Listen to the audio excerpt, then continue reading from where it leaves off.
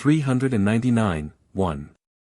As to the logically accurate proof proceeding from universal to particular, we have sufficiently established in the Critique the following: since no intuition possible for us corresponds to the concept of a being that is to be sought beyond nature, whose concept therefore, so far as it is to be theoretically determined by synthetical predicates, remains always problematical for us, there is absolutely no cognition of it to be had, by which the extent of our theoretical knowledge is in the least enlarged. The particular concept of a supersensible being cannot be subsumed under the universal principles of the nature of things, in order to conclude from them to it, because those principles are valid simply for nature, as an object of sense. 2. We can indeed think one of two dissimilar things, even in the very point of their dissimilarity, in accordance with the analogy of the other, but 400 we cannot, from that wherein they are dissimilar, conclude from the one to the other by analogy, i.e., transfer from the one to the other this sign of specific distinction.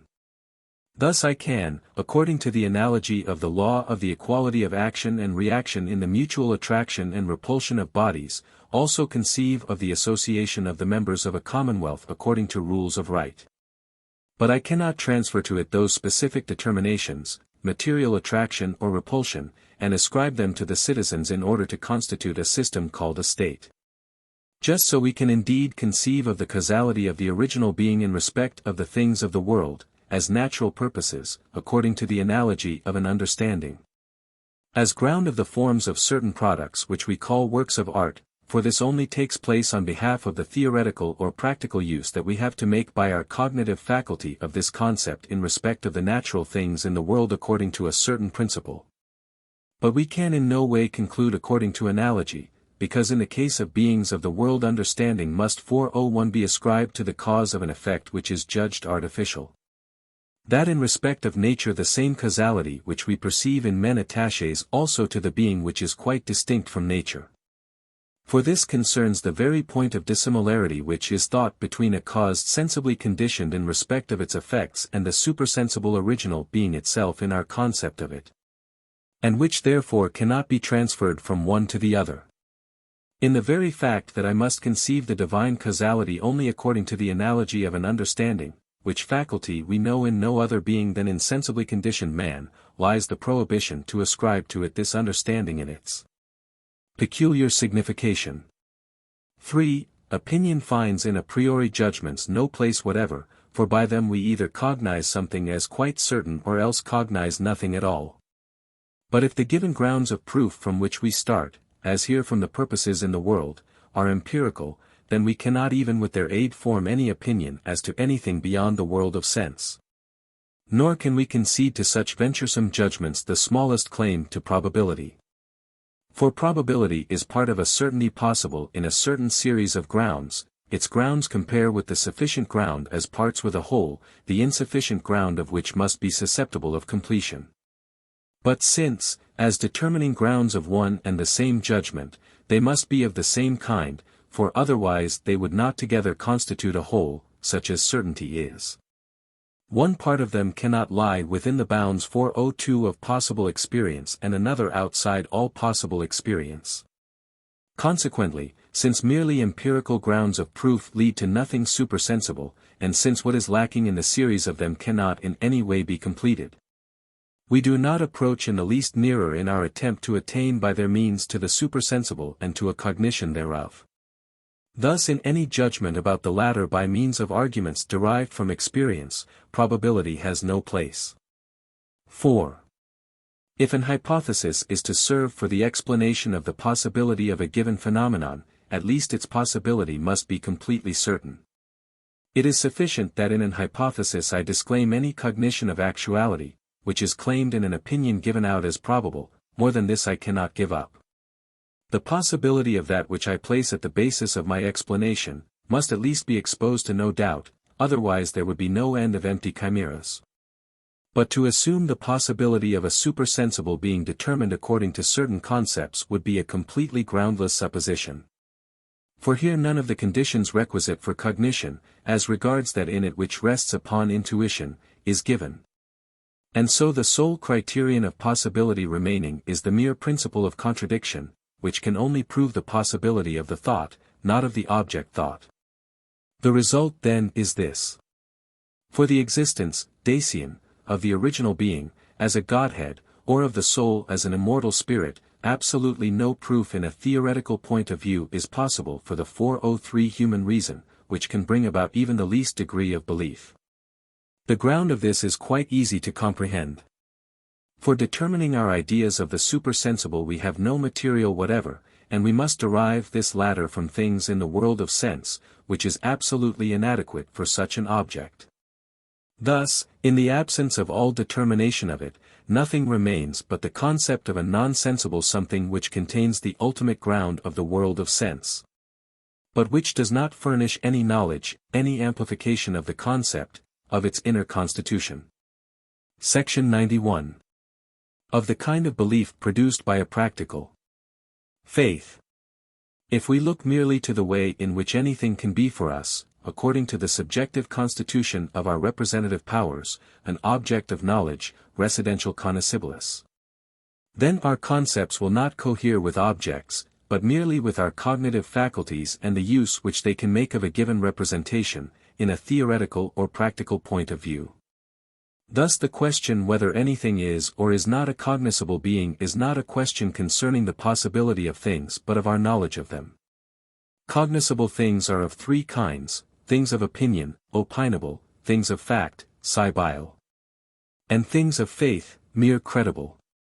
1. Objects of mere rational ideas, which for theoretical knowledge cannot be presented in any possible experience, are so far not cognizable things, and consequently in respect of them we can form no opinion. For to form an opinion a priori is absurd 404 in itself and the straight road to mere chimeras. Either then our proposition is certain a priori or it contains nothing for belief. Therefore things of opinion are always objects of an empirical cognition at least possible in itself, objects of the world of sense, but, which, on account merely of the low degree of this faculty that we possess, is for us impossible. Thus the ether of the new physicists, an elastic fluid pervading all other matter, mingled intimately with it, is a mere thing of opinion, yet is such that, if our external senses were sharpened to the highest degree, it could be perceived, though it can never be presented in any observation or experiment. To assume the existence of rational inhabitants of other planets is a thing of opinion. For if we could come closer to them, which is in itself possible, we should decide by experience whether they did or did not exist, but as we shall never come so near, it remains in the region of opinion. But to hold the opinion that there are in the material universe pure thinking spirits without bodies, viz. If we dismiss as unworthy of our notice certain phenomena which have been published as actual, is to be called poetic fiction. This is no thing of opinion, but a mere idea which remains 405 over, when we remove from a thinking being everything material, and only leave thought to it. Whether then the latter, which we know only in man, that is, in combination with a body, does survive, we cannot decide. Such a thing is a sophistical being, ens rationis ratiocinantis, not a rational being, ens rationis ratiocinati. Of which latter it is possible to show conclusively the objective reality of its concept, at least for the practical use of reason, because this which has its peculiar and apodictically certain principles a priori, demands, postulates, it. 2. Objects for concepts, whose objective reality can be proved, whether through pure reason or through experience, and, in the first case, from its theoretical or practical data. In all cases by means of a corresponding intuition, are things of fact, residential facti. Of this kind are the mathematical properties of magnitudes, in geometry, because they are susceptible of a presentation a priori for the theoretical use of reason. Further, things or their characteristics, which can be exhibited in experience, either our own or that of others through the medium of testimony, are likewise things of fact. And, what is very remarkable, there is one rational idea, susceptible in itself of no presentation 406 in intuition, and consequently, of no theoretical proof of its possibility, which also comes under things of fact.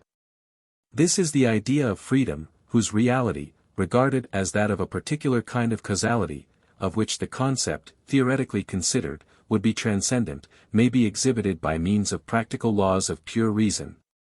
And conformably to this, in actual actions, and, consequently, in experience. This is the only one of all the ideas of pure reason, whose object is a thing of fact, and to be reckoned under the Sibylla. 3. Objects which in reference to the use of pure practical reason that is in conformity with duty must be thought a priori, whether as consequences or as grounds, but which are transcendent for its theoretical use, are mere things of faith. Of this kind is the highest good in the world, to be brought about by freedom. The concept of this cannot be established as regards its objective reality in any experience possible for us and thus adequately for the theoretical use of reason. But its use is commanded by practical pure reason, in reference to the best possible working out of that purpose, and it consequently must be assumed possible. This commanded effect, together with the only conditions of its possibility thinkable by us, viz. the being of God and the immortality of the soul, are things of faith, residential fidei, and of all objects are the only ones which can be so called. For though what we learn 407 by testimony from the experience of others must be believed by us, yet it is not therefore a thing of faith, for it was the proper experience of some one witness and so a thing of fact, or is presupposed as such. Again it must be possible by this path, that of historical faith, to arrive at knowledge. And the objects of history and geography, like everything in general which it is at least possible to know by the constitution of our cognitive faculties, belong not to things of faith but to things of fact. It is only objects of pure reason which can be things of faith at all, though not as objects of the mere pure speculative reason, for then they could not be reckoned with certainty among things, i.e. objects of that cognition which is possible for us. They are ideas, i.e. concepts of the objective reality of which we cannot theoretically be certain. On the other hand, the highest final purpose to be worked out by us, by which alone we can become worthy of being ourselves the final purpose of creation, is an idea which has in a practical reference objective reality for us, and is also a thing. But because we cannot furnish such reality to this concept in a theoretical point of view, it is a mere thing of faith of the pure reason, along with God and immortality, as the conditions under which alone we, in accordance with the constitution of our human reason, can conceive the possibility of that effect of the use of our freedom in conformity with law. But belief in things of faith is a belief in a pure practical point of view, i.e. a moral faith, which proves nothing for theoretical pure rational cognition, but only for that which is practical and directed to the fulfillment of its duties. It in no way extends speculation or the practical rules of prudence in accordance with the principle of self, 408 love. If the supreme principle of all moral laws is a postulate, so is also the possibility of its highest object. And consequently, too, the condition under which we can think this possibility is postulated along with it and by it. Thus the cognition of the latter is neither knowledge nor opinion of the being and character of these conditions, regarded as theoretical cognition, but is a mere assumption in a reference which is practical and commanded for the moral use of our reason. If we were able also plausibly to base upon the purposes of nature, which physical teleology presents to us in such rich abundance, a determinate concept of an intelligent world cause, then the existence, Dacian, of this being would not be a thing of faith. For since this would not be assumed on behalf of the performance of my duty, but only in reference to the explanation of nature, it would be merely the opinion and hypothesis most conformable to our reason. Now such teleology leads in no way to a determinate concept of God. On the contrary, this can only be found in the concept of a moral author of the world. Because this alone furnishes the final purpose to which we can only reckon ourselves, as attached, if we behave conformably to what the moral law prescribes as final purpose and consequently obliges us to do. Hence it is only by its reference to the object of our duty, as the condition of the possibility of attaining the final purpose of the same, that the concept of God attains the privilege of counting as a thing of faith, in our belief. But on the other hand, this same concept cannot make its object valid as a thing of fact. For, although the necessity of duty is very plain for practical reason, yet the attainment of its final 409 purpose, so far as it is not altogether in our own power, is only assumed on behalf of the practical use of reason. And therefore is not so practically necessary as duty itself. Faith, as habitus, not as actus, is the moral attitude of reason as to belief in that which is unattainable by theoretical cognition. It is therefore the constant principle of the mind, to assume as true, on account of the obligation in reference to it, that which it is necessary to presuppose as condition of the possibility of the highest moral final purpose. 410 Although its possibility or impossibility be alike impossible for us to see into. Faith, absolutely so called, is trust in the attainment of a design, the promotion of which is a duty. But the possibility of the fulfillment of which, and consequently also that of the only conditions of it thinkable by us, is not to be comprehended by us. Faith, then, that refers to particular objects, which are not objects of possible knowledge or opinion, in which latter case it ought to be called, especially in historical matters, credulity and not faith, is quite moral. It is a free belief, not in that for which dogmatical proofs for the theoretically determinate judgment are to be found, or in that to which we hold ourselves bound, but in that which we assume on behalf of a design in accordance with laws of freedom. This, however, is not, like opinion, without any adequate ground, but is grounded as in reason, although only in respect of its practical employment, and adequately for its design. For without this, the moral attitude of thought in its repudiation of the claim of the theoretical reason for proofs, of the possibility of the objects of morality, has no permanence, but wavers between practical commands and theoretical 411 doubts. To be incredulous means to cling to maxims, and not to believe testimony in general, but he is unbelieving, who denies all validity to rational ideas, because there is wanting a theoretical ground of their reality. He judges therefore dogmatically.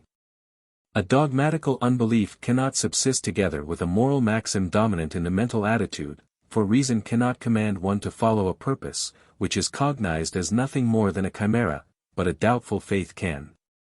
To this the absence of conviction by grounds of speculative reason is only a hindrance, the influence of which upon conduct a critical insight into the limits of this faculty can remove, while it substitutes by way of compensation a paramount practical belief. If, in place of certain mistaken attempts, we wish to introduce a different principle into philosophy and to promote its influence, it makes us highly contented to see how and why those attempts must have disappointed us. God, freedom, and immortality, are the problems at the solution of which all the equipments of metaphysic aim, as their ultimate and unique purpose. Now it was believed that the doctrine of freedom is needed for practical philosophy only as its negative condition. But that on the other hand the doctrine of God and of the constitution of the soul, as belonging to theoretical philosophy, must be established for themselves and separately, in order afterwards to unite both with that which the moral law, possible only under the condition of freedom, commands for 12 and so to constitute a religion. But we can easily see that these attempts must fail. For from mere ontological concepts of things in general, or of the existence of a necessary being, it is possible to form absolutely no determinate concept of an original being by means of predicates which can be given in experience and can therefore serve for cognition. Again, a concept based on experience of the physical purposiveness of nature could furnish no adequate proof for morality, or consequently for cognition of a deity. Just as little could the cognition of the soul by means of experience, which we only apply in this life, supply us with a concept of its spiritual immortal nature, a concept which would be adequate for morality. Theology and pneumatology, regarded as problems of the sciences of a speculative reason, can be established by no empirical data and predicates, because the concept of them is transcendent for our whole cognitive faculty. The determination of both concepts, God and the soul, in respect of its immortality, alike, can only take place by means of predicates, which, although they are only possible from a supersensible ground, must yet prove their reality in experience. For thus alone can they make possible a cognition of a quite supersensible being. The only concept of this kind to be met with in human reason is that of the freedom of men under moral laws, along with the final purpose which reason prescribes by these laws. Of these two, the moral laws and the final purpose. The first are useful for ascribing to the author of nature, the second for ascribing to man, those properties which contain the necessary condition of the possibility of both, God and the soul.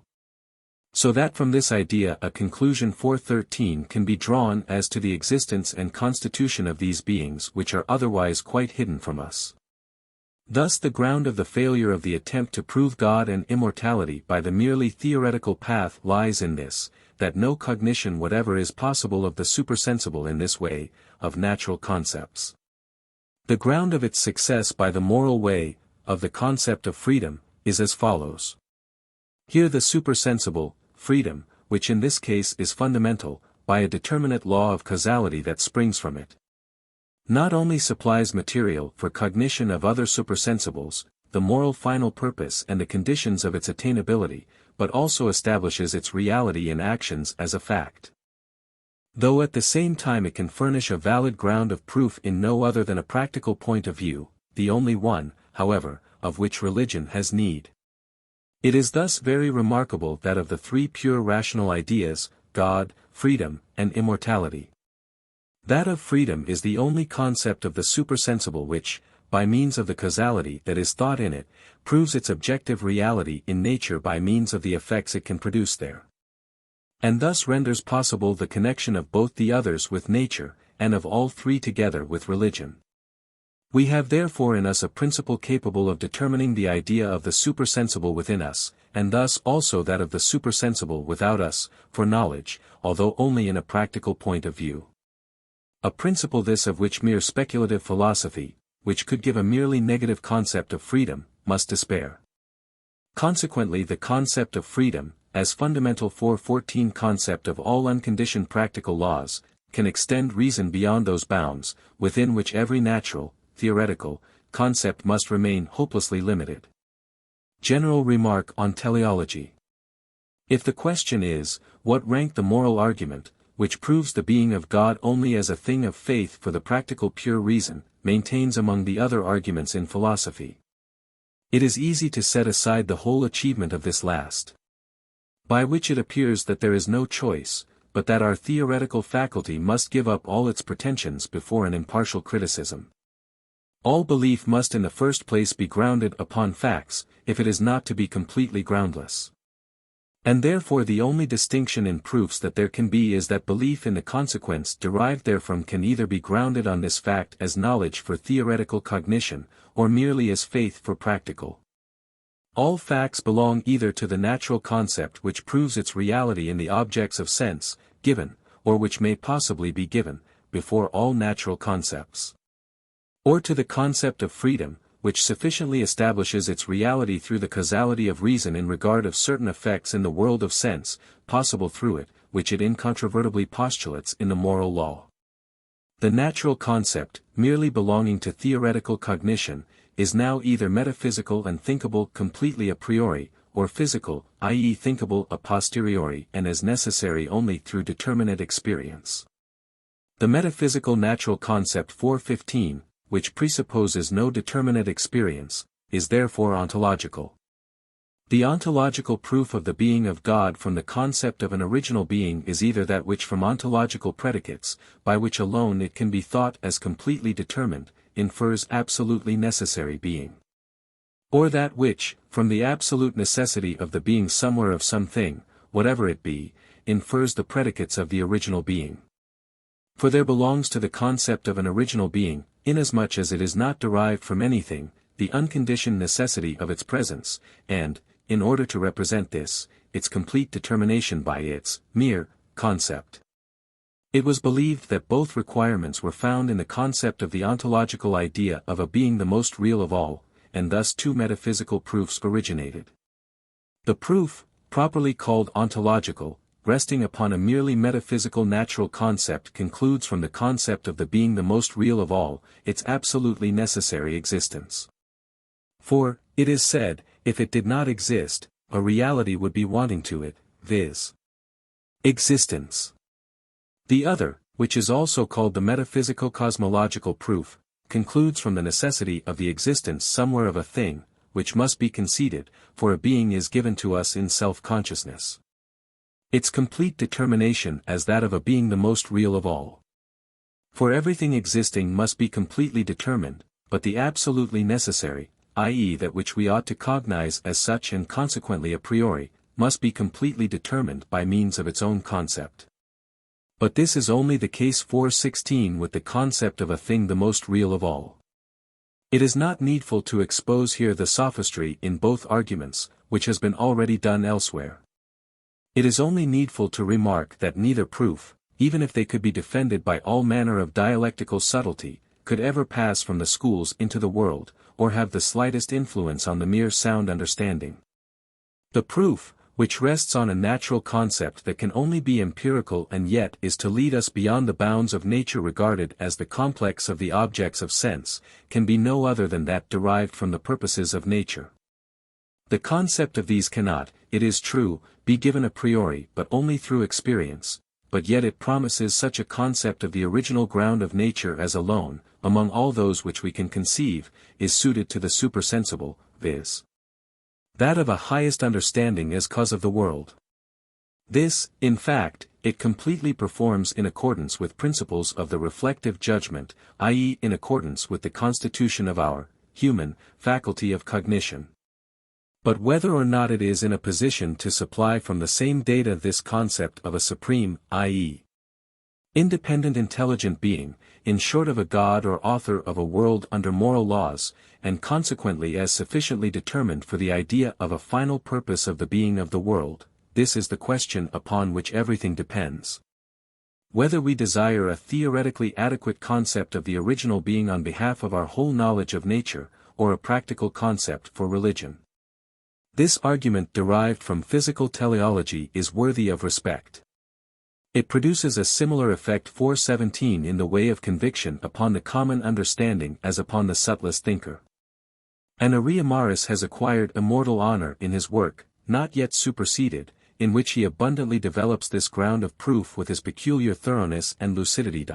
But how does this proof acquire such mighty influence upon the mind?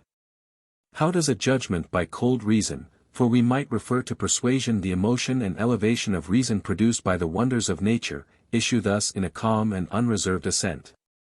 It is not the physical purposes, which all indicate in the world cause an unfathomable intelligence, these are inadequate thereto, because they do not satisfy the need of the inquiring reason. For, wherefore, it asks, are all those natural things that exhibit art? Wherefore is man himself, whom we must regard as the ultimate purpose of nature thinkable by us? Wherefore is this collective nature here, and what is the final purpose of such great and manifold art? Reason cannot be contented with enjoyment or with contemplation, observation, and admiration, which, if it stops there, is only enjoyment of a particular kind, as the ultimate final purpose for the creation of the world and of man himself. For this presupposes a personal worth, which man alone can give himself, as the condition under which alone he and his being can be the final purpose. Failing this, which alone is susceptible of a definite concept, the purposes of nature do not satisfactorily answer our questions. Especially because they cannot furnish any determinate 418 concept of the highest being as an all-sufficient, and therefore unique and so properly called highest, being, and of the laws according to which an understanding is cause of the world. Hence that the physico-teleological proof convinces, just as if it were a theological proof, does not arise from our availing ourselves of the ideas of purposes of nature as so many empirical grounds of proof of a highest understanding. But it mingles itself unnoticed with that moral ground of proof, which dwells in every man and influences him secretly, in the conclusion by which we ascribe to the being.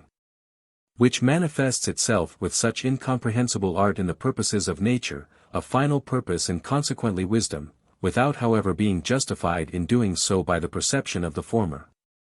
And by which therefore we arbitrarily fill up the lacunas of the design argument. In fact it is only the moral ground of proof which produces conviction, and that only in a moral reference with which every man feels inwardly his agreement. But the physico-teleological proof has only the merit of leading the mind, in its consideration of the world, by the way of purposes and through them to an intelligent author of the world. The moral reference to purposes and the idea of a moral legislator and author of the world, as a theological concept, seem to be developed of themselves out of that ground of proof, although they are in truth pure additions. Henceforward we may allow the customary statement to stand. For it is generally difficult, if the distinction requires much reflection, for ordinary sound understanding to distinguish from one another as heterogeneous the different principles 419 which it confuses, and from one of which alone it actually draws conclusions with correctness. The moral ground of proof of the being of God, properly speaking, does not merely complete and render perfect the physico-teleological proof, but it is a special proof that supplies the conviction which is wanting in the latter. This latter in fact can do nothing more than guide reason, in its judgments upon the ground of nature and that contingent but admirable order of nature only known to us by experience. To the causality of a cause containing the ground of the same in accordance with purposes, which we by the constitution of our cognitive faculties must think as an intelligent cause. And thus by arresting the attention of reason it makes it more susceptible of the moral proof. For what is requisite to the latter concept is so essentially different from everything which natural concepts contain and can teach, that there is need of a particular ground of proof quite independent of the former, in order to supply the concept of the original being adequately for theology and to infer its existence. The moral proof, which it is true only proves the being of God in a practical though indispensable aspect of reason, would preserve all its force, if we found in the world no material, or only that which is doubtful, for physical teleology. It is possible to conceive rational beings surrounded by a nature which displayed no clear trace of organization but only the effects of a mere mechanism of crude matter, on behalf of which and amid the changeability of some merely contingent purposive forms and relations there would appear to be no ground for inferring an intelligent author. In such case there would be no occasion for a 420 physical teleology. And yet reason, which here gets no guidance from natural concepts, would find in the concept of freedom and in the moral ideas founded thereon a practically sufficient ground for postulating the concept of the original being in conformity with these, i.e., as a deity, and for postulating nature, even the nature of our own being, as a final purpose in accordance with freedom and its laws, and all this in reference to the indispensable command of practical reason. However, the fact that there is in the actual world for the rational beings in it abundant material for physical teleology, even though this is not necessary, serves as a desirable confirmation of the moral argument. As far as nature can exhibit anything analogous to the moral, rational ideas. For the concept of a supreme cause possessing intelligence, though not reaching far enough for a theology, thus acquires sufficient reality for the reflective judgment, but it is not required as the basis of the moral proof. Nor does this latter serve to complete as a proof the former, which does not by itself point to morality at all, by means of an argument developed according to a single principle. Two such heterogeneous principles as nature and freedom can only furnish two different kinds of proof, and the attempt to derive one from the other is found unavailing as regards that which is to be proved. If the physico-teleological ground of proof sufficed for the proof which is sought, it would be very satisfactory for the speculative reason. For it would furnish the hope of founding a theosophy, for so we must call the theoretical cognition of the divine nature and its existence, which would 421 suffice at once for the explanation of the constitution of the world and for the determination of moral laws. In the same way, if psychology enabled us to arrive at a cognition of the immortality of the soul, it would make pneumatology possible, which would be just as welcome to the speculative reason.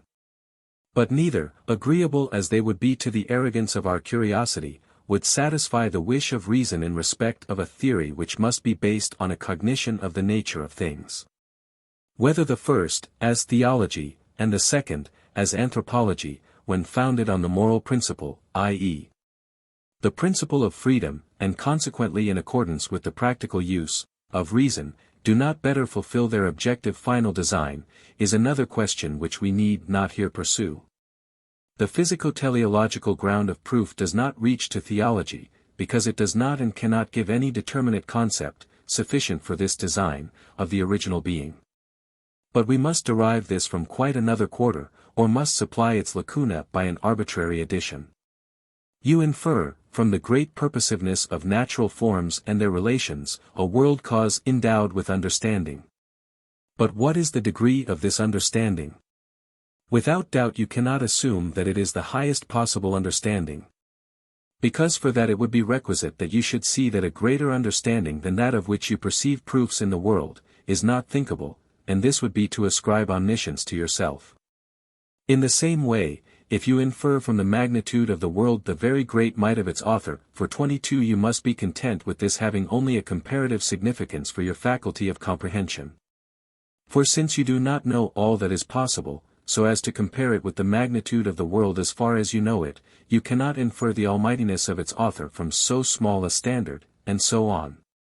Now you arrive in this way at no definite concept of an original being available for a theology.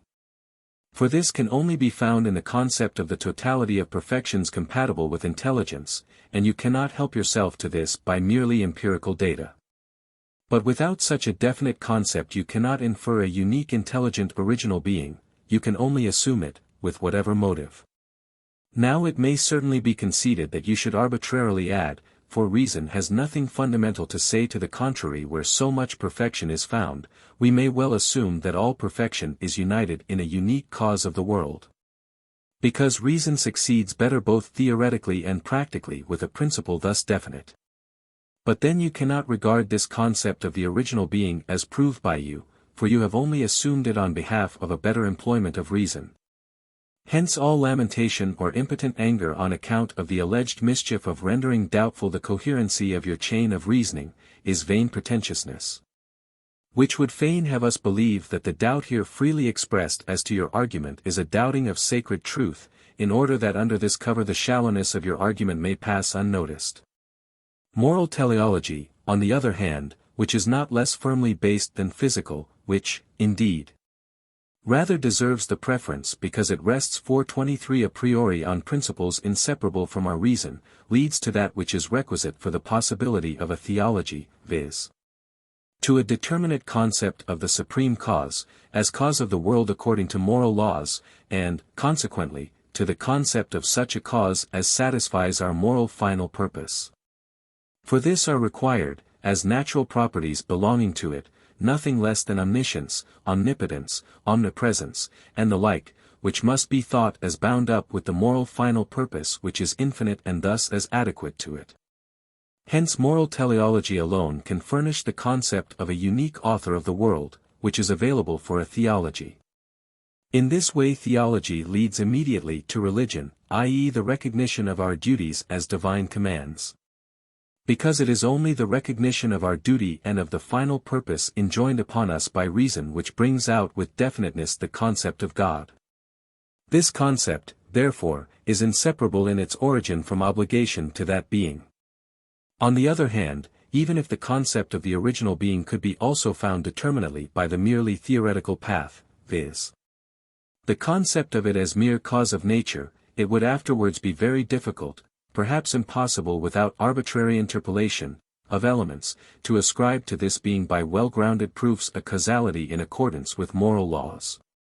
And yet without this that quasi-theological concept could furnish no foundation for religion. Even if a religion could be established by this theoretical path, it would actually, as regards sentiment, wherein its essence lies, be different from that in 424 which the concept of God and the practical conviction of his being originate from the fundamental ideas of morality. For if we must suppose the omnipotence, omniscience, etc. of an author of the world as concepts given to us from another quarter, in order afterwards only to apply our concepts of duties to our relation to him, then these latter concepts must bear very markedly the appearance of compulsion and forced submission. If, instead of this, the respect for the moral law, quite freely, in virtue of the precept of our own reason, represents to us the final purpose of our destination, we admit among our moral views a cause harmonizing with this and with its accomplishment, with the sincerest reverence, which is quite distinct from pathological fear. And we willingly submit ourselves thereto. If it be asked why it is incumbent upon us to have any theology at all, it appears clear that it is not needed for the extension or correction of our cognition of nature or in general for any theory, but simply in a subjective point of view for religion, i.e. the practical or moral use of our reason. If it is found that the only argument which leads to a definite concept of the object of theology is itself moral, it is not only not strange, but we miss nothing in respect of its final purpose as regards 425 the sufficiency of belief from this ground of proof, provided that it be admitted that such an argument only establishes the being of God sufficiently for our moral destination, i.e., in a practical point of view, and that here speculation neither shows its strength in any way, nor extends by means of it the sphere of its domain. Our surprise and the alleged contradiction between the possibility of a theology asserted here and that which the critique of speculative reason said of the categories, viz. that they can only produce knowledge when applied to objects of sense, but in no way when applied to the supersensible, vanish. If we see that they are here used for a cognition of God not in a theoretical point of view, in accordance with what his own nature, inscrutable to us, may be, but simply in a practical. In order then at this opportunity to make an end of the misinterpretation of that very necessary doctrine of the critique, which, to the chagrin of the blind dogmatist, refers reason to its bounds, I add here the following elucidation.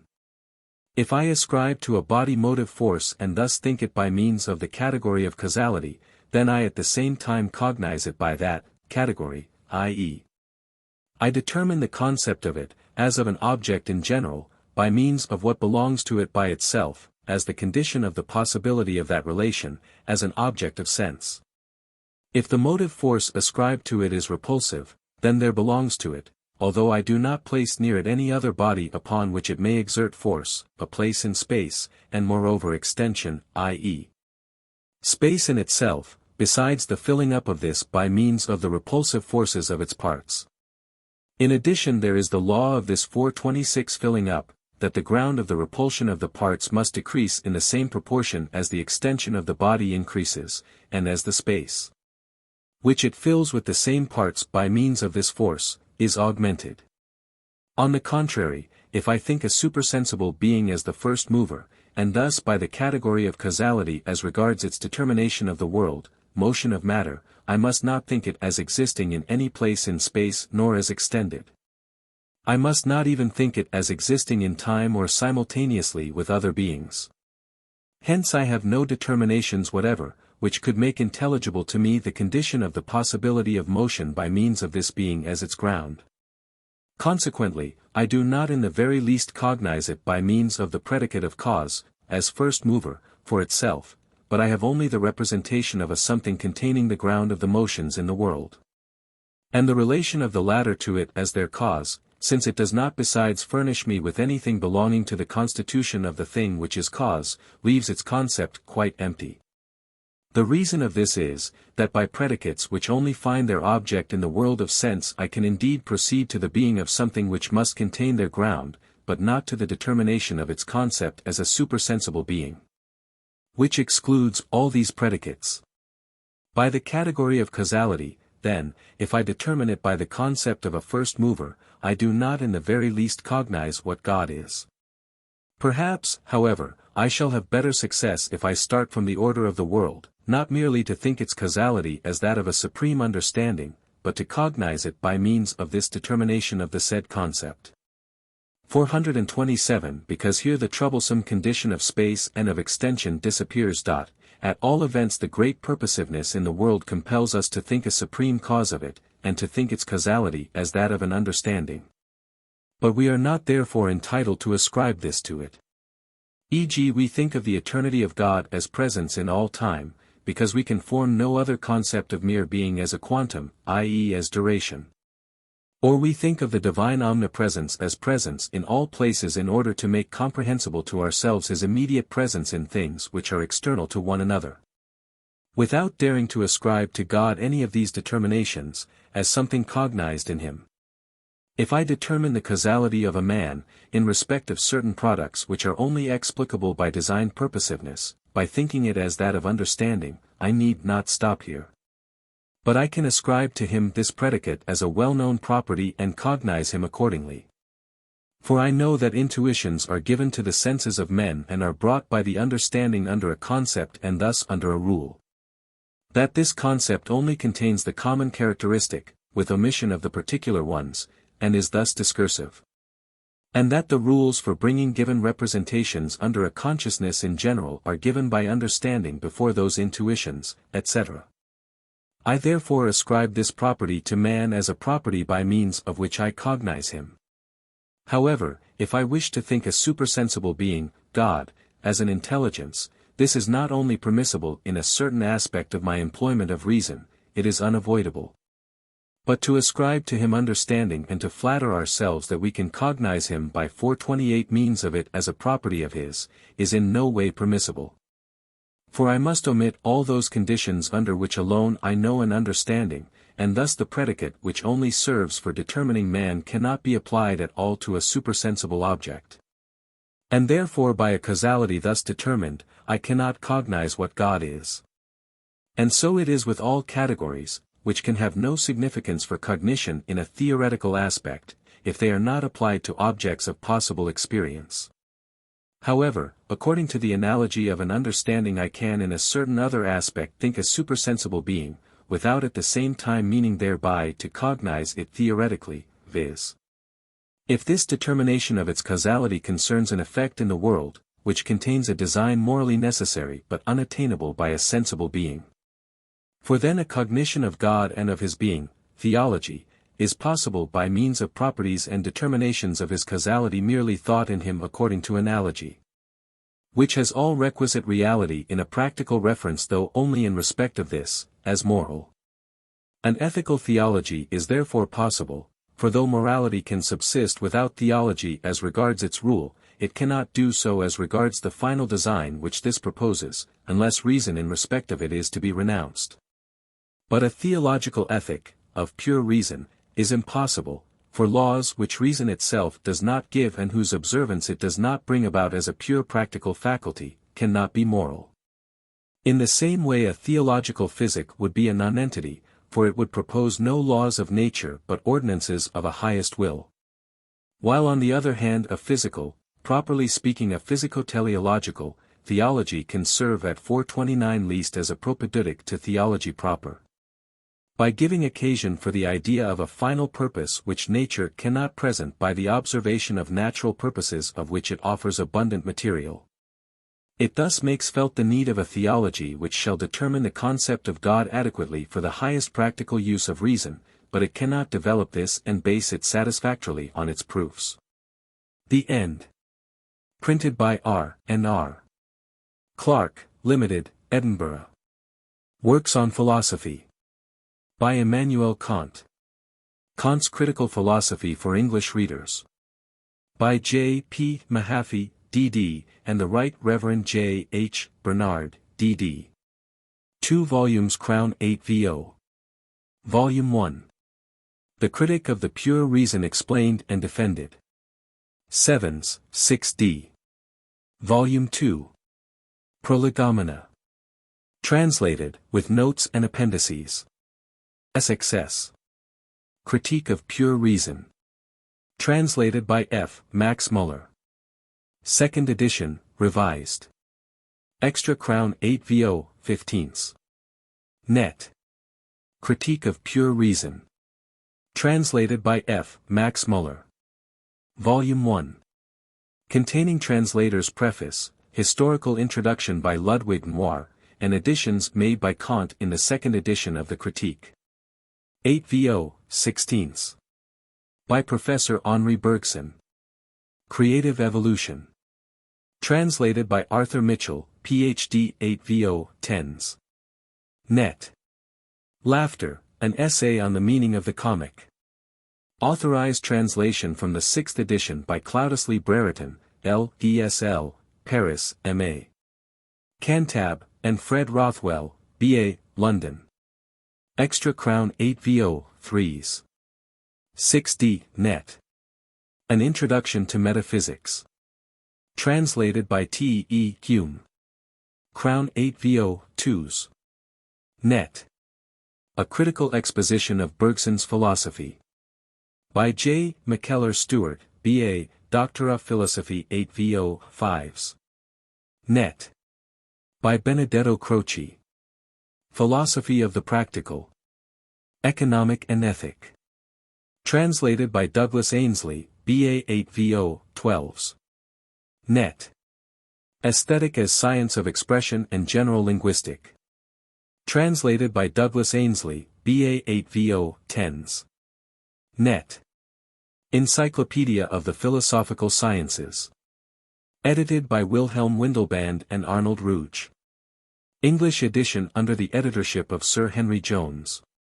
8VO. Volume 1, Logic. By Arnold Ruge, Wilhelm Windelband, Josiah Royce, Louis Couturat, Benedetto Croce, Federico Enriquez, and Nikolaj Laskic. 7s, 6d. Net. London, Macmillan and Co., Ltd. Works on Philosophy. The Schools of Philosophy. A History of the Evolution of Philosophical Thought. By various writers. Edited by Sir Henry Jones, Professor of Moral Philosophy in the University of Glasgow. The Evolution of Educational Theory. By Professor John Adams, M.A., B.Sc., Doctor of Laws 8VO, 10s. Net. The History of Greek Philosophy.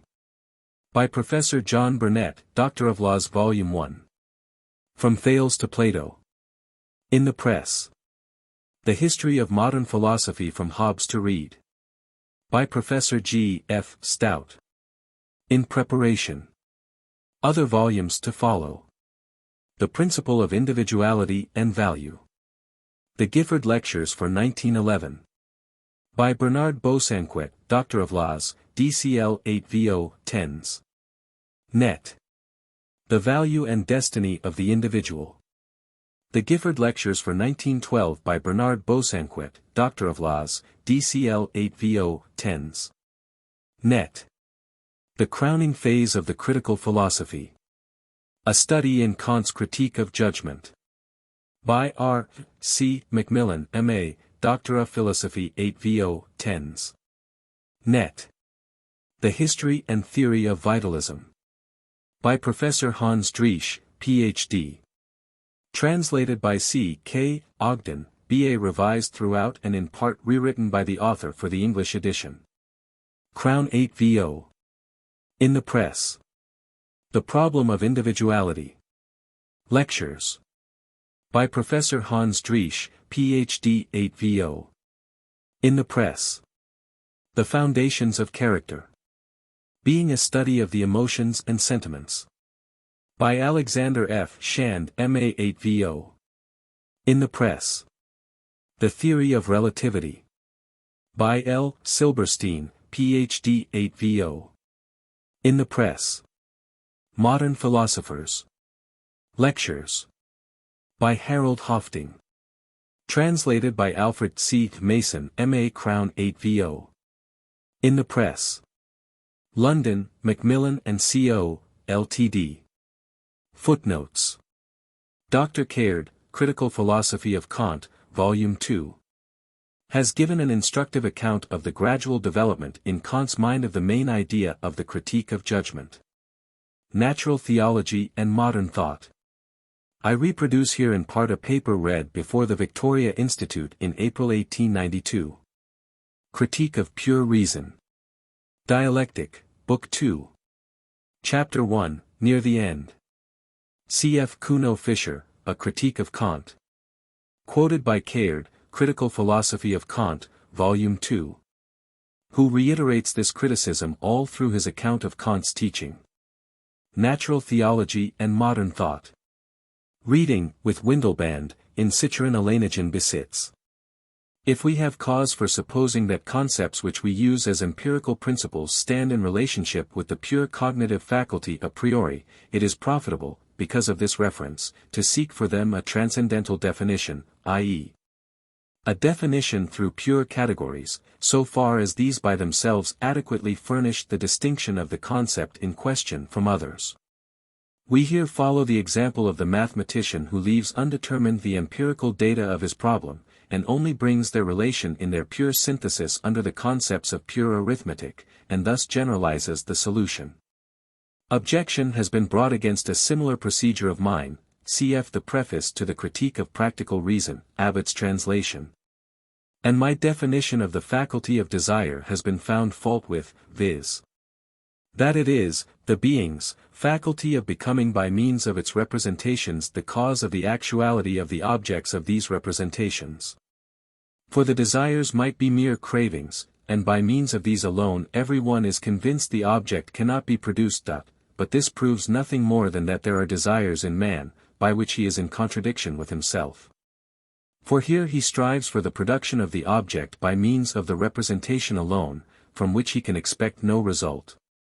Because he is conscious that his mechanical powers, if I may so call those which are not psychological, which must be determined by that representation to bring about the object, immediately, are either not competent, or even tend towards what is impossible. E.g. to reverse the past, o mihi praeteritos, etc., or to annihilate in the impatience of expectation the interval before the wished-for moment. Although in such fantastic desires we are conscious of the inadequacy, or even the unsuitability, of our representations for being causes of their objects, yet their reference as causes, and consequently the representation of their causality, is contained in every wish. And this is specially evident if the wish is an affection or longing. For these longings, by their dilatation and contraction of the heart and consequent exhaustion of its powers, prove that these powers are continually kept on the stretch by representations, but that they perpetually let the mind, having regard to the impossibility of the desire, fall back in exhaustion. Even prayers for the aversion of great and, as far as one can see, unavoidable evils, and many superstitious means for attaining in a natural way impossible purposes, point to the causal reference of representations to their objects. A reference which cannot at all be checked by the consciousness of the inadequacy of the effort to produce the effect. As to why there should be in our nature this propensity to desires which are consciously vain, that is an anthropologico-teleological problem. It seems that if we were not determined to the application of our powers before we were assured of the adequacy of our faculties to produce an object, these powers would remain in great part unused. For we commonly learn to know our powers only by first making trial of them.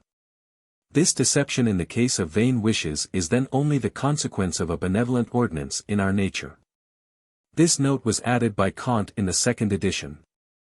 One of the various pretended contradictions in this whole distinction of the causality of nature from that of freedom is this. It is objected that if I speak of obstacles which nature opposes to causality according to moral laws of freedom or of the assistance it affords, I am admitting an influence of the former upon the latter. But if we try to understand what has been said, this misinterpretation is very easy to avoid. The opposition or assistance is not between nature and freedom, but between the former as phenomenon and the effects of the latter as phenomena in the world of sense. The causality of freedom itself, of pure and practical reason, is the causality of a natural cause subordinated to freedom, i.e. of the subject considered as man and therefore as phenomenon. The intelligible, which is thought under freedom, contains the ground of the determination of this natural cause, in a way not explicable any further, just as that intelligible does which constitutes the supersensible substrate of nature. It has been thought a doubtful point that my divisions in pure philosophy should always be threefold. But that lies in the nature of the thing. If there is to be an a priori division it must be either analytical, according to the law of contradiction, which is always twofold, quodlibet ens est aut non a, or it is synthetical. And if in this latter case it is to be derived from a priori concepts, not as in mathematic from the intuition corresponding to the concept, the division must necessarily be trichotomy. For according to what is requisite for synthetical unity in general there must be, 1, a condition, 2, a conditioned, and, 3, the concept which arises from the union of the conditioned with its condition. The definition of taste which is laid down here is that it is the faculty of judging of the beautiful. But the analysis of judgments of taste must show what is required in order to call an object beautiful. The moments, to which this judgment has regard in its reflection, I have sought in accordance with the guidance of the logical functions of judgment, for in a judgment of taste a reference to the understanding is always involved. I have considered the moment of quality first, because the aesthetical judgment upon the beautiful first pays attention to it. A judgment upon an object of satisfaction may be quite disinterested, but yet very interesting, i.e., not based upon an interest, but bringing an interest with it. Of this kind are all pure moral judgments. Judgments of taste, however, do not in themselves establish any interest.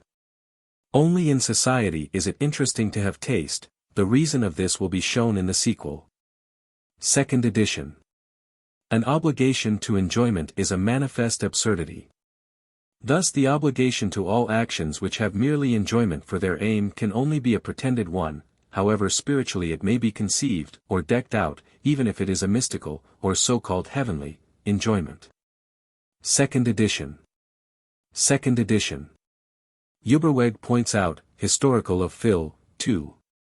528, ENG trans, that Mendelssohn had already called attention to the disinterestedness of our satisfaction in the beautiful. It appears, says Mendelssohn, to be a particular mark of the beautiful, that it is contemplated with quiet satisfaction, that it pleases, even though it be not in our possession. And even though we be never so far removed from the desire to put it to our use. But, of course, as Uberweg remarks, Kant's conception of disinterestedness extends far beyond the absence of a desire to possess the object. Reading Besondere with Windelband, Hartenstein reads bestimmt. I.e. The Critique of Pure Reason, Analytic, Book 2. C.I.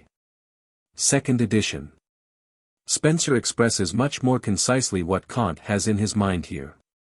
Pleasure is a feeling which we seek to bring into consciousness and retain there. Pain is a feeling which we seek to get out of consciousness and to keep out.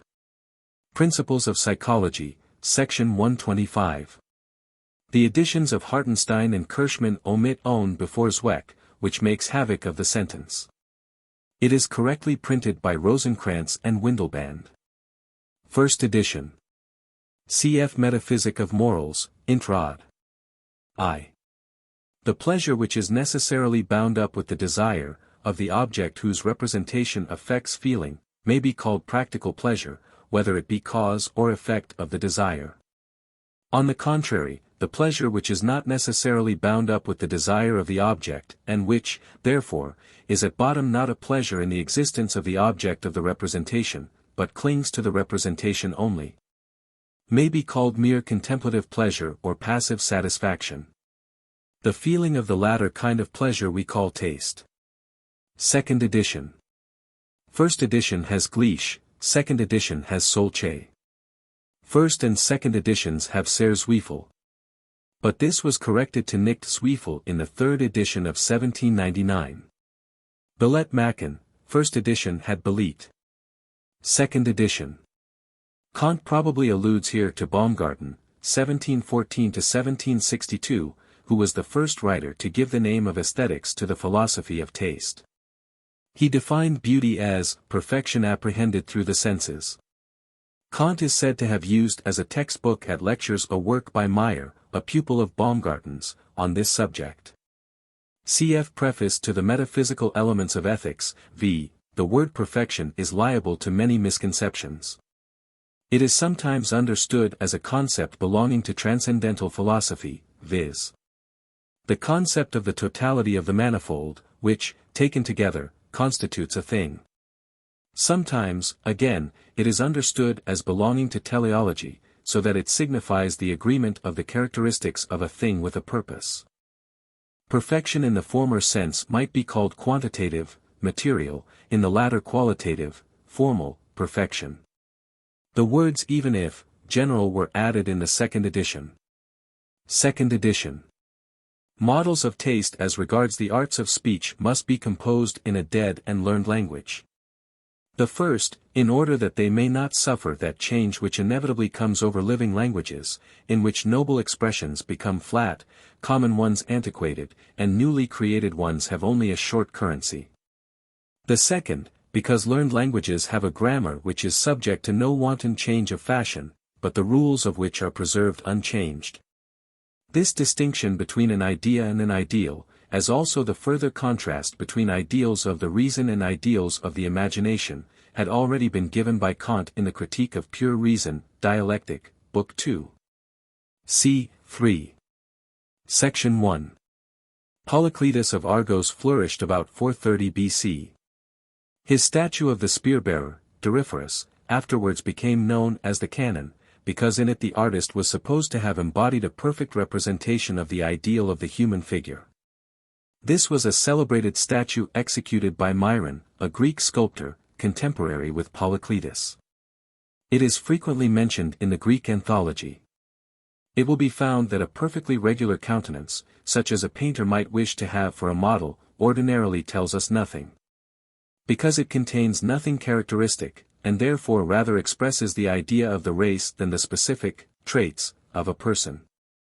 The exaggeration of a characteristic of this kind, i.e., such as does violence to the normal idea, the purposiveness of the race, is called caricature. Experience also shows that these quite regular countenances commonly indicate internally only a mediocre man. Presumably, if it may be assumed that external nature expresses the proportions of internal, because, if no mental disposition exceeds that proportion which is requisite in order to constitute a man free from faults, nothing can be expected of what is called genius, in which nature seems to depart from the ordinary relations of the mental powers on behalf of some special one. It might be objected to this explanation that there are things, in which we see a purposive form without cognizing any definite purpose in them. Like the stone implements often got from old sepulchral tumuli with a hole in them as if for a handle. These, although they plainly indicate by their shape a purposiveness of which we do not know the purpose, are nevertheless not described as beautiful. But if we regard a thing as a work of art, that is enough to make us admit that its shape has reference to some design and definite purpose. And hence there is no immediate satisfaction in the contemplation of it. On the other hand, a flower, e.g., a tulip, is regarded as beautiful, because in perceiving it we find a certain purposiveness which, in our judgment, is referred to no purpose at all. Cp. Infra. See The History of Sumatra, by W. Marsden, London, 1783. Cf. Section 42, Infra. Second edition. Second edition. Lettres sur l'Égypte, Parham, Savary, Amsterdam, 1787. Second edition. With this should be compared the similar discussion in the Critique of Pure Reason, Dialectic, Book 2. C. 2. Section 1, On the System of Cosmological Ideas. Second edition. Cf. Section 83, Infra. In the Philosophical Theory of Religion, PTI, sub fin. Abbott's translation. Kant, as here, divides all religions into two classes: favor-seeking religion, mere worship, and moral religion, that is, the religion of a good life. And he concludes that, amongst all the public religions that have ever existed, the Christian alone is moral. Voyages dans les Alpes, par H. B. de Saussure, Volume 1, was published at Neuchâtel in 1779, Volume 2. At Geneva in 1786. Second edition. Als Vermegen der Independence der absoluten Totalität, a curious phrase. Second edition. Affections are specifically different from passions. The former are related merely to feeling. The latter belong to the faculty of desire, and are inclinations which render difficult or impossible all determination of the elective will by principles. The former are stormy and unpremeditated, the latter are steady and deliberate. Thus indignation in the form of wrath is an affection, but in the form of hatred, revenge, is a passion. The latter can never and in no reference be called sublime. Because while in an affection the freedom of the mind is hindered, in a passion it is abolished. Cf. Preface to the Metaphysical Elements of Ethics, Section 16, where this distinction is more fully drawn out. Affection is described as hasty. And passion is defined as the sensible appetite grown into a permanent inclination. In the Preface to the Metaphysical Elements of Ethics, Section 17. Kant gives the term moral apathy to that freedom from the sway of the affections, which is distinguished from indifference to them. Reading Weiche with Rosenkranz and Windelband, Hartenstein and Kirschmann have Weiss, which yields no sense. Cf. Supra. Kirschmann has positive, but this is probably a mere misprint. LC Volume 2. C. Burke, On the Sublime and Beautiful, Part 4, Sect. 7. If the pain and terror are so modified as not to be actually noxious. If the pain is not carried to violence, and the terror is not conversant about the present destruction of the person, as these emotions clear the parts, whether fine or gross, of a dangerous and troublesome encumbrance. They are capable of producing delight. Not pleasure, but a sort of delightful horror, a sort of tranquility tinged with terror, which, as it belongs to self-preservation, is one of the strongest of all the passions. Kant quotes from the German version published at Riga in 1773. This was a free translation made from Burke's 5th edition. C. Burke, L.C., Part 4, Sect. 19. Beauty acts by relaxing the solids of the whole system. There are all the appearances of such a relaxation. And a relaxation somewhat below the natural tone seems to me to be the cause of all positive pleasure. Who is a stranger to that manner of expression so common in all times and in all countries, of being softened, relaxed, enervated, dissolved, melted away by pleasure? Reading Gebet, Kirschmann has cassettes. 2nd edition. 2nd edition. Cf. Critique of Pure Reason, Methodology, c. 1, Section 1. The construction of a concept is the a priori presentation of the corresponding intuition. Charles Bateuse, 1713–1780, author of Les Beaux-Arts réduits à un meme principe. Essay 18, The Skeptic. Critics can reason and dispute more plausibly than cooks or perfumers. We may observe, however, that this uniformity among humankind hinders not, but that there is a considerable diversity in the sentiments of beauty and worth, and that education, custom, prejudice, caprice, and humor frequently vary our taste of this kind. Beauty and worth are merely of a relative nature, and consist in an agreeable sentiment, produced by an object in a particular mind, according to the peculiar structure and constitution of that mind. For the distinction, an important one in Kant, between judgments of experience and judgments of perception, see his Prolegomena, section 18. Cf. Kant's Critical Philosophy for English Readers, Volume 1. First edition has limited. In order to be justified in claiming universal assent for an aesthetical judgment that rests merely on subjective grounds, it is sufficient to assume, 1. That the subjective conditions of the judgment, as regards the relation of the cognitive powers thus put into activity to a cognition in general, are the same in all men. This must be true, because otherwise men would not be able to communicate their representations or even their knowledge. 2. The judgment must merely have reference to this relation, consequently to the formal condition of the judgment, and be pure, i.e. not mingled either with concepts of the object or with sensations, as determining grounds. If there has been any mistake as regards this latter condition, then there is only an inaccurate application of the privilege, which a law gives us, to a particular case, but that does not destroy the privilege itself in general. Kant lays down these 3 maxims in his Introduction to Logic, section 7, as general rules and conditions of the avoidance of error. We soon see that although enlightenment is easy in theory, yet in hypothesis it is difficult and slow of accomplishment. For not to be passive as regards reason, but to be always self-legislative, is indeed quite easy for the man who wishes only to be in accordance with his essential purpose, and does not desire to know what is beyond his understanding. But since we can hardly avoid seeking this, and there are never wanting others who promise with much confidence that they are able to satisfy our curiosity, it must be very hard to maintain in or restore to the mind, especially the mind of the public, that bare negative which properly constitutes enlightenment. We may designate taste as sensus communis aestheticus, common understanding as sensus communis logicus. Peter Camper, 1722–1789, a celebrated naturalist and comparative anatomist, for some years professor at Groningen. In my country a common man, if you propose to him such a problem as that of Columbus with his egg, says, that is not art, it is only science. I.e. if we know how, we can do it, and he says the same of all the pretended arts of jugglers. On the other hand, he will not refuse to apply the term art to the performance of a rope dancer. Kant was accustomed to say that the talk at a dinner table should always pass through these three stages: narrative, discussion, and jest. And punctilious in this, as in all else, he is said to have directed the conversation at his own table accordingly. Wallace's Kant. Second edition. Cf. Aristotle's Poetics, c. 4.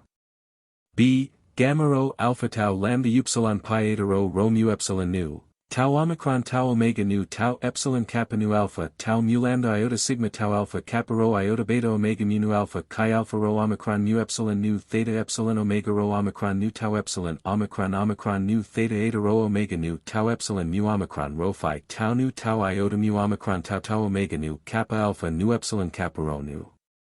Cf. Also Rhetoric, I. 11. B. And Burke on the Sublime and Beautiful, Part 1, Section 16. Boileau, L'Art Poétique, Chant 3, makes a similar observation. Il ne point de serpent ni de monstre aux deux. Que, par l'art imite, ni puisse plaire à uxu. D'un pinceau délicate l'artifice agréable. Du plus affreux objet fait un objet aimable. Second edition. Cf. Infra. In English we would rather say, without soul. But I prefer to translate Geist consistently by spirit, to avoid the confusion of it with seal. These lines occur in one of Frederick the Great's French poems, Epître au Maréchal Keith 18. Sur les vaines terreurs de la mort et les frayeurs d'une autre vie. Kant here translates them into German. With Off, whose Moral Poems appeared in 1755. This reference was supplied by H. Krebs in Notes and Queries January 5, 1895. Perhaps nothing more sublime was ever said and no sublimer thought ever expressed than the famous inscription on the Temple of Isis, Mother Nature, I am all that is and that was and that shall be, and no mortal hath lifted my veil. Segner availed himself of this idea in a suggestive vignette prefixed to his natural philosophy, in order to inspire beforehand the pupil whom he was about to lead into that temple with a holy awe, which should dispose his mind to serious attention.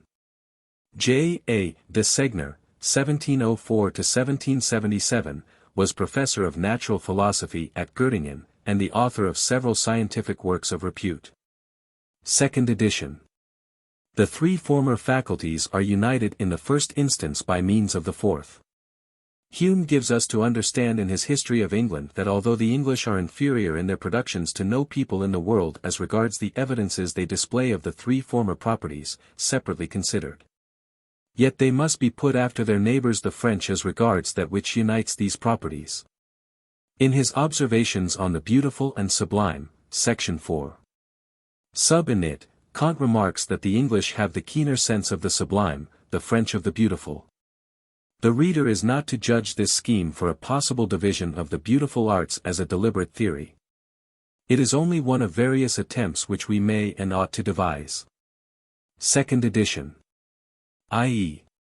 the case of plastic art, with its subdivisions of architecture and sculpture, as is explained in the next paragraph. That landscape gardening may be regarded as a species of the art of painting, although it presents its forms corporeally, seems strange. But since it actually takes its forms from nature, trees, shrubs, grasses, and flowers from forest and field, at least in the first instance, and so far is not an art like plastic.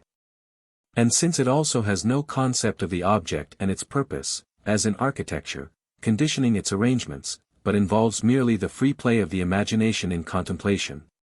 It so far agrees with mere aesthetical painting which has no definite theme, which arranges sky, land, and water, so as to entertain us by means of light and shade only. In general the reader is only to judge of this as an attempt to combine the beautiful arts under one principle, viz. that of the expression of aesthetical ideas, according to the analogy of speech, and not to regard it as a definitive analysis of them. I must admit that a beautiful poem has always given me a pure gratification. Whilst the reading of the best discourse, whether of a Roman orator or of a modern parliamentary speaker or of a preacher, has always been mingled with an unpleasant feeling of disapprobation of a treacherous art. Which means to move men in important matters like machines to a judgment that must lose all weight for them on quiet reflection. Readiness and accuracy in speaking, which taken together constitute rhetoric, belong to beautiful art. But the art of the orator, ars oratoria, the art of availing oneself of the weaknesses of men for one's own designs, whether these be well meant or even actually good does not matter, is worthy of no respect. Again, this art only reached its highest point, both at Athens and at Rome, at a time when the state was hastening to its ruin and true patriotic sentiment had disappeared. The man who along with a clear insight into things has in his power a wealth of pure speech, and who with a fruitful imagination capable of presenting his ideas unites a lively sympathy with what is truly good, is the vir bonus discendi paradis. The orator without art but of great impressiveness, as Cicero has it. Though he may not always remain true to this ideal. From this to the end of the paragraph, and the next note, were added in the second edition. Those who recommend the singing of spiritual songs at family prayers do not consider that they inflict a great hardship upon the public by such noisy, and therefore in general pharisaical, devotions. For they force the neighbors either to sing with them or to abandon their meditations. Kant suffered himself from such annoyances, which may account for the asperity of this note. At one period he was disturbed by the devotional exercises of the prisoners in the adjoining jail. In a letter to the burgomaster he suggested the advantage of closing the windows during these hymn-singings. And added that the warders of the prison might probably be directed to accept less sonorous and neighbor-annoying chants as evidence of the penitent spirit of their captives, Wallace's Kant. Cf. Parturient Montes, Nascitur Ridiculus Muse. The first edition adds, as in the case of a man who gets the news of a great commercial success. The jest may have been taken from Steele's play, The Funeral or Grief à la Mode, where it occurs verbatim. This play was published in 1702. Henriade, Chant 7, sub init. Du duc nous crée la clémence infinie. Pour adoucir les mots de cette courte vie. A place parmi nous deux êtres bienfaisants. De la terre à jamais aimables habitants. Souchons dans les travaux. Trésors dans l'indigence. L'un est le du sommel, et l'autre est l'espérance. We may describe as a rationalizing judgment, judicium ratiocinans, one which proclaims itself as universal, for as such it can serve as the major premise of a syllogism. On the other hand, we can only speak of a judgment as rational, judicium ratiocinatum, which is thought as the conclusion of a syllogism, and consequently as grounded a priori. Cf. Infra. Second edition. Antiparos is a small island in the Cyclades, remarkable for a splendid stalactite cavern near the southern coast. The intuitive in cognition must be opposed to the discursive, not to the symbolical.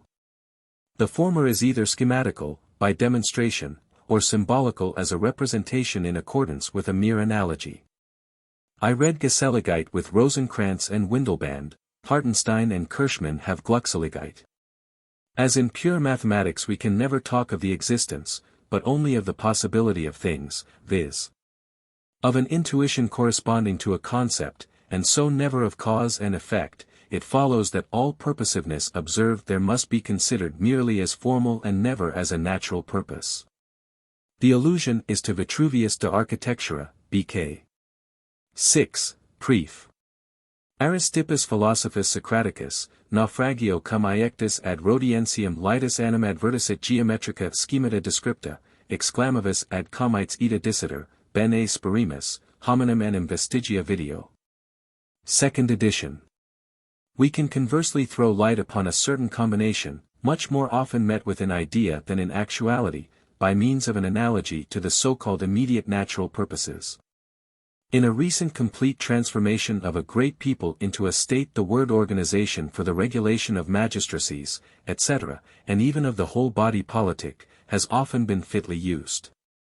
For in such a whole every member should surely be purpose as well as means, and, whilst all work together towards the possibility of the whole, each should be determined as regards place and function by means of the idea of the whole.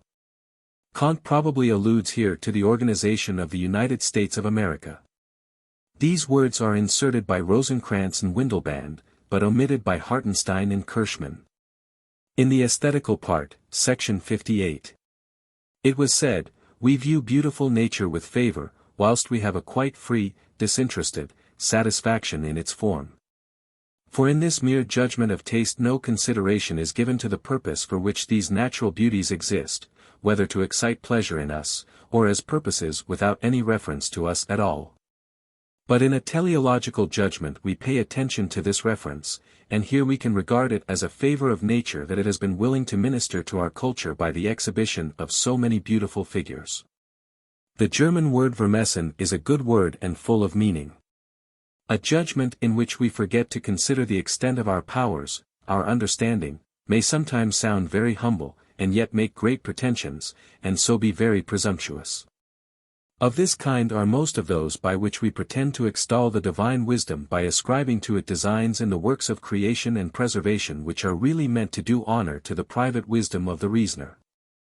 We thus see that in most speculative things of pure reason, as regards dogmatic assertions, the philosophical schools have commonly tried all possible solutions of a given question. To explain the purposiveness of nature men have tried either lifeless matter or a lifeless God, or again, living matter or a living God. It only remains for us, if the need should arise, to abandon all these objective assertions and to examine critically our judgment merely in reference to our cognitive faculties, in order to supply to their principle a validity which, if not dogmatic, shall at least be that of a maxim sufficient for the sure employment of reason. That is, the wider concept serves as a universal, under which the particular may be brought. Cognition from principles, in Kant's phrase, is the process of knowing the particular in the universal by means of concepts. This distinction will be familiar to the student of the Critique of Pure Reason. See Dialectic, BKI, of the Concepts of Pure Reason. Second edition. This principle, that for our intellect, the conception of an organized body is impossible except by the aid of the idea of design, is frequently insisted on by Kant. Professor Wallace points out, Kant, that as far back as 1755, in his General Physiogony and Theory of the Heavens, Kant classed the origin of animals and plants with the secrets of providence and the mystical number 666 as one of the topics on which ingenuity and thought are occasionally wasted. Second edition. Second edition. This is marked as an appendix in the second edition. We may call a hypothesis of this kind a daring venture of reason, and there may be few even of the most acute naturalists through whose head it has not sometimes passed. For it is not absurd, like that gene ratio equivoca by which is understood the production of an organized being through the mechanics of crude unorganized matter. It would always remain gene ratio univoca in the most universal sense of the word, for it only considers one organic being as derived from another organic being, although from one which is specifically different, e.g. certain water animals transform themselves gradually into marsh animals and from these, after some generations, into land animals. A priori, in the judgment of reason alone, there is no contradiction here. Only experience gives no example of it. According to experience all generation that we know is gene ratio homonyma. This is not merely univoca in contrast to the generation out of unorganized material, but in the organization the product is of like kind to that which produced it. And generation heteronyma, so far as our empirical knowledge of nature extends, is nowhere found. It is probable that Kant alludes here to Hume's essay on a providence and a future state, section 11 of the Inquiry. Hume argues that though the inference from an effect to an intelligent cause may be valid in the case of human contrivance, it is not legitimate to rise by a like argument to supreme intelligence. In human nature there is a certain experienced coherence of designs and inclinations. So that when from any fact we have discovered one intention of any man, it may often be reasonable from experience to infer another, and draw a long chain of conclusions concerning his past or future conduct. But this method of reasoning can never have place with regard to a being so remote and incomprehensible, who bears much less analogy to any other being in the universe than the sun to a waxen taper, and who discovers himself only by some faint traces or outlines, beyond which we have no authority to ascribe to him any attribute or perfection. J. F. Blumenbach, 1752–1840, a German naturalist and professor at Göttingen, the author of Institutions Physiologicae, 1787, and other works. An interesting account of him is given in Lever's novel Adventures of Arthur O'Leary, ch. 19. Carl von Linné, 1707–1778, Knight of the Polar Star, the celebrated Swedish botanist. If the once adopted name natural history is to continue for the description of nature, we may in contrast with art, give the title of archaeology of nature to that which the former literally indicates, viz. a representation of the old condition of the earth, about which, although we cannot hope for certainty, we have good ground for conjecture. As sculptured stones, etc., belong to the province of art, so petrifactions belong to the archaeology of nature. And since work is actually being done in this science, under the name of the theory of the earth, constantly, although of course slowly, this name is not given to a merely imaginary investigation of nature, but to one to which nature itself leads and invites us. Cp. above. First edition has freedom. These views are set forth by Kant more fully in the essay Zum Eugen Frieden, 1795. Second edition. Cf. The Philosophical Theory of Religion, Part 1, on the Bad Principle in Human Nature, 3. Where Kant remarks that although war is not so incurably bad as the deadness of a universal monarchy, yet, as an ancient observed, it makes more bad men than it takes away. The value of life for us, if it is estimated by that which we enjoy, by the natural purpose of the sum of all inclinations, i.e. happiness, is easy to decide. It sinks below zero. For who would be willing to enter upon life anew under the same conditions?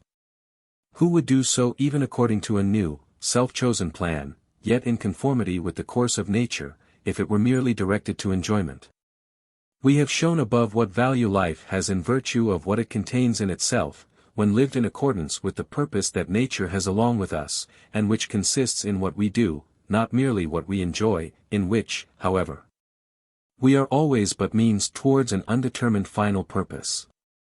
There remains then nothing but the value which we ourselves give our life, through what we can not only do, but do purposively in such independence of nature that the existence of nature itself can only be a purpose under this condition. It would be possible that the happiness of rational beings in the world should be a purpose of nature, and then also this would be its ultimate purpose. At least we cannot see a priori why nature should not be so ordered, because by means of its mechanism this effect would be certainly possible, at least so far as we see. But morality, with a causality according to purposes subordinated thereto, is absolutely impossible by means of natural causes.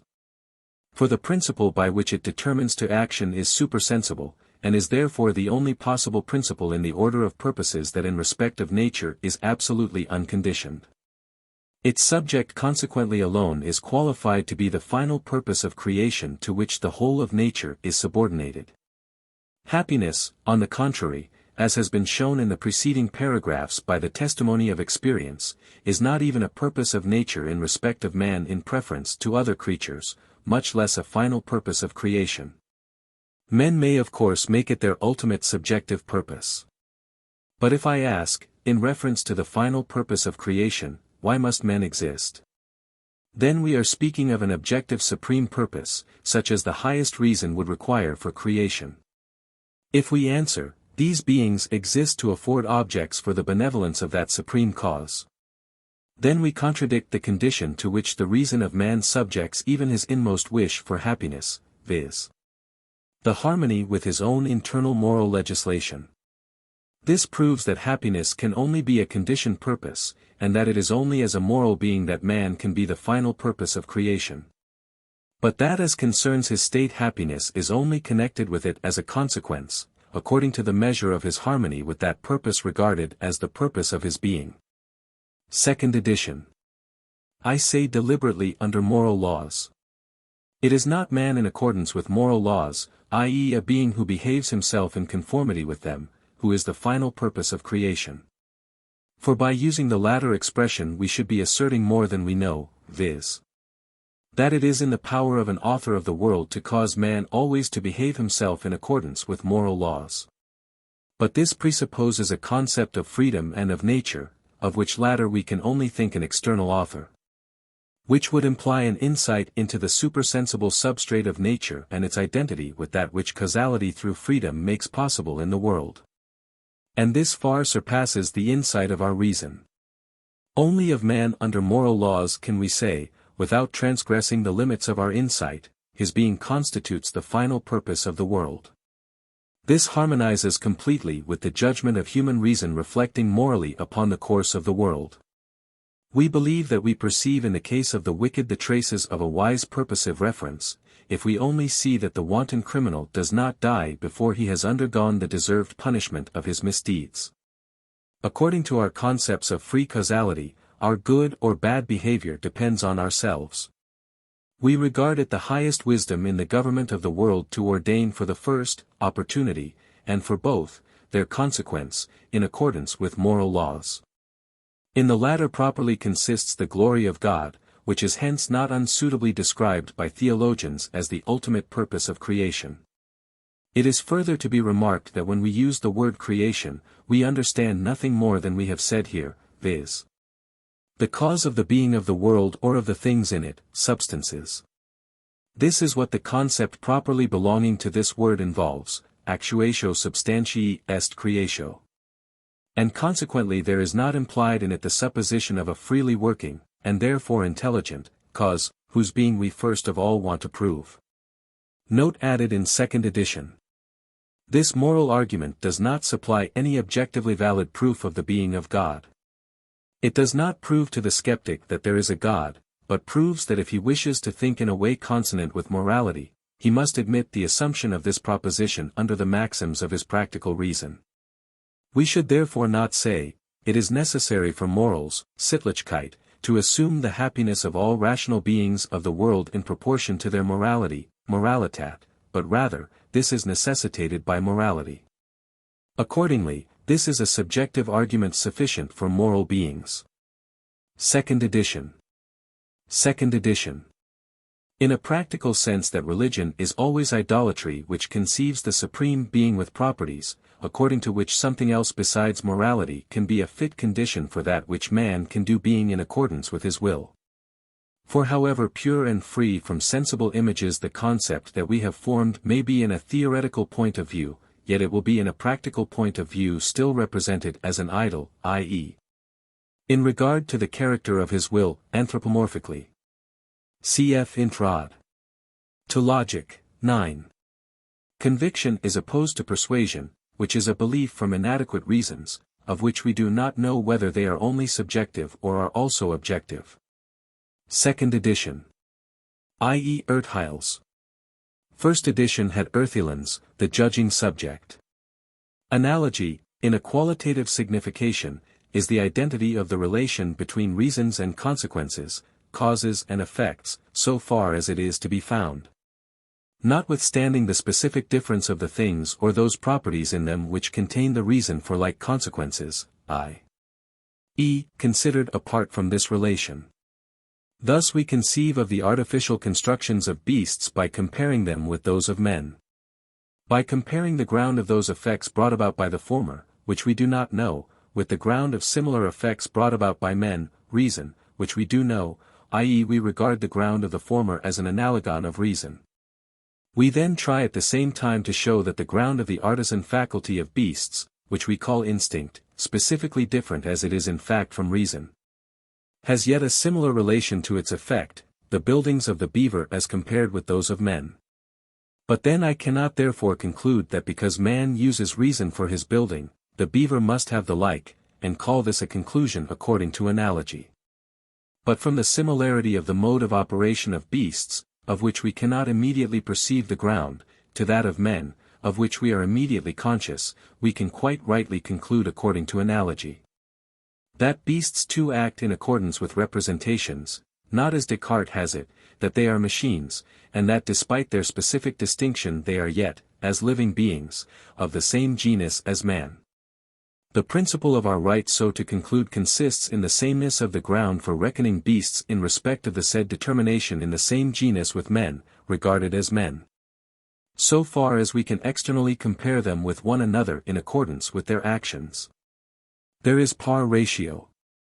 Just so I can conceive, according to the analogy of an understanding, the causality of the supreme world cause, by comparing its purposive products in the world with the artificial works of men. But I cannot conclude according to analogy to those properties in it, which are in man, because here the principle of the possibility of such a method of reasoning entirely fails, viz. The peritas rationis for counting the supreme being in one and the same genus with man, in respect of the causality of both. The causality of the beings of the world, which is always sensibly conditioned, as is causality through understanding, cannot be transferred to a being which has in common with them no generic concept save that of thing in general. We thus miss nothing in the representation of the relations of this being to the world, as far as the consequences, theoretical or practical, of this concept are concerned. To wish to investigate what it is in itself, is a curiosity as purposeless as it is vain. Cf. Introd. To logic. Where the conditions of a legitimate hypothesis are laid down. See also Critique of Pure Reason, Methodology, c. Section 3. This illustration is also given in the Logic, page 57, where the three modi of belief, opinion, faith, and knowledge, are distinguished from each other. Cf. Critique of Pure Reason, Methodology, c. 2, Section 3. The speculations of Swedenborg seem to have always had a strange fascination for Kant. He says of two reported cases of Swedenborg's clairvoyance that he knows not how to disprove them, Rosencrantz 7. 5. But in his Anthropology sections 35, 37, he attacks Swedenborgianism as folly. So in an early essay, Dreams of a Visionary Explained by Dreams of Metaphysics, he avows his skepticism as to the value of the information which psychical research can supply about the spirit world. Though he is careful not to commit himself to any dogmatic statement on the subject of ghosts. In the Critique of Pure Reason, when discussing the postulates of empirical thought, he gives, as an instance of a concept inconsistent with the canons of possibility, a power of being in a community of thought with other men, however distant from us. Cf. Supra. I here extend, correctly as it seems to me, the concept of a thing of fact beyond the usual signification of this word. For it is not needful, not even feasible, to limit this expression merely to actual experience, if we are talking of the relation of things to our cognitive faculties. For an experience merely possible is quite sufficient in order that we may speak of them merely as objects of a definite kind of cognition. Cf. Introduction to Logic. Note. 2nd edition. Things of faith are not therefore articles of faith. If we understand by the latter things of faith to the confession of which, internal or external, we can be bound. Natural theology contains nothing like this. For since they, as things of faith, like things of fact, cannot be based on theoretical proofs, they are accepted by a belief which is free and which only as such is compatible with the morality of the subject. The final purpose which the moral law enjoins upon us to further, is not the ground of duty. Since this lies in the moral law, which, as formal practical principle, leads categorically, independently of the objects of the faculty of desire, the material of the will, and consequently of any purpose whatever. This formal characteristic of my actions, their subordination under the principle of universal validity, wherein alone consists their inner moral worth, is quite in our power. And I can quite well abstract from the possibility or the unattainableness of purposes which I am obliged to promote in conformity with that law, because in them consists only the external worth of my actions, as something which is never completely in my power. In order only to look to that which is of my doing. But then the design of promoting the final purpose of all rational beings, happiness so far as it is possible for it to be accordant with duty, is even yet prescribed by the law of duty. The speculative reason, however, does not see at all the attainableness of this, neither on the side of our own physical faculty nor on that of the cooperation of nature. It must rather, so far as we can judge in a rational way, hold the derivation, by the aid of such causes, of such a consequence of our good conduct from mere nature, internal and external, without God and immortality, to be an ungrounded and vain, though well-meant, expectation. And if it could have complete certainty of this judgment, it would regard the moral law itself as the mere deception of our reason in a practical aspect. But since the speculative reason fully convinces itself that the latter can never take place, but that on the other hand those ideas whose object lies outside nature can be thought without contradiction, it must for its own practical law and the problem prescribed thereby, and therefore in a moral aspect, recognize those ideas as real in order not to come into contradiction with itself. It is a trust in the promise of the moral law, not however such as is contained in it, but such as I put into it and that on morally adequate grounds. For a final purpose cannot be commanded by any law of reason without this latter at the same time promising, however uncertainly, its attainableness, and thus justifying our belief in the special conditions under which alone our reason can think it as attainable. The word fides expresses this. And it can only appear doubtful, how this expression and this particular idea came into moral philosophy, since it first was introduced with Christianity. And the adoption of it perhaps might seem to be only a flattering imitation of Christian terminology. But this is not the only case in which this wonderful religion with its great simplicity of statement has enriched philosophy with far more definite and purer concepts of morality, than it had been able to furnish before. But which, once they are there, are freely assented to by reason and are assumed as concepts to which it could well have come of itself and which it could and should have introduced. Second edition. Cf. Introd. To Logic, 9. That man is morally unbelieving who does not accept that which though impossible to know is morally necessary to suppose. First edition. In the Critique of Pure Reason, Dialectic, Book 2. C. 3. Sections 4, 5. H. S. Reimarus, 1694–1768, the author of the famous Wolfenbüttel Fragments, published after the death of Reimarus by Lessing.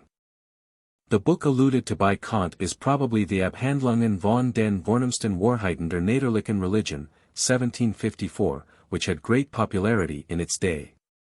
These arguments are advanced by Hume, Inquiry, Section 7. Cf. Also Pure Reason, Dialectic, Book 2. C. 3. Section 6, and Practical Reason, Dialectic, C. 2, Section 7. Cf. Practical Reason, Dialectic, C. 2, v. The admiration for beauty, and also the emotion aroused by the manifold purposes of nature, which a reflective mind is able to feel even prior to a clear representation of a rational author of the world, have something in themselves like religious feeling. They seem in the first place by a method of judging analogous to moral to produce an effect upon the moral feeling, gratitude to, and veneration for, the unknown cause. And thus by exciting moral ideas to produce an effect upon the mind, when they inspire that admiration which is bound up with far more interest than mere theoretical observation can bring about. Transcriber's notes. Punctuation, hyphenation, and spelling were made consistent when a predominant preference was found in this book, otherwise they were not changed. Simple typographical errors were corrected. Ambiguous hyphens at the ends of lines were retained. Text has 3 occurrences of casuality, which have been retained, but which may be misprints for causality. These are transliterations of the Greek text for use on devices that cannot display such text. Page, Cosmos.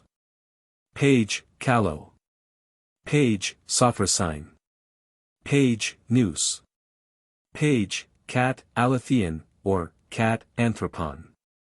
Footnote, originally on page Hagar Autoliperos Heroman, tuton tas iconas tas molista ecrobominas cheromen theorauntes hoion therion te morphas ton atomodaton kainikron.